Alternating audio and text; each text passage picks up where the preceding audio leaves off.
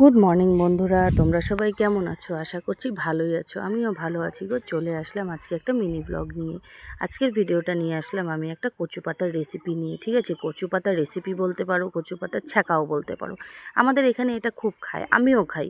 বিশ্বাস করো, খেতে খুবই স্বাদ। প্রথমে এভাবে করে রসুনগুলোকে থেতো করে নিলাম, কাঁচা লঙ্কা আর রসুন একসাথে করে থেতো করে নিব। ওখানে তো দেখতেই পাচ্ছ কচু পাতাগুলো নিয়ে আসি, সেগুলোকে আমি পরে ধোবো। এই থেতো করে নিয়ে কড়াইয়ের মধ্যে গরম পানি বসানো আছে, তার মধ্যে দিয়ে দিলাম রসুন আর লঙ্কা। তার উপরে দিয়ে দিলাম সেই কচু পাতাগুলো ধুয়ে নিয়ে। দেওয়ার পরে কিছুক্ষণ নাড়াচাড়া করব। নাড়াচাড়া করতে করতে পাতাগুলো পানির সাথে মিশে যাবে। মিশে যাওয়ার পর এখানে আমি কিছুটা চাল বাটা দিয়ে দিলাম। চাল বাটা দেওয়ার পরে লবণ, তার সাথে একটু খাবার সোডাও দিতে হয়, যেটা না দিলে পরে এটা স্বাদটা ঠিকঠাক মতো আসবে না। এভাবে নাড়াচাড়া করতে করতে এভাবে হয়ে গেল রেডি।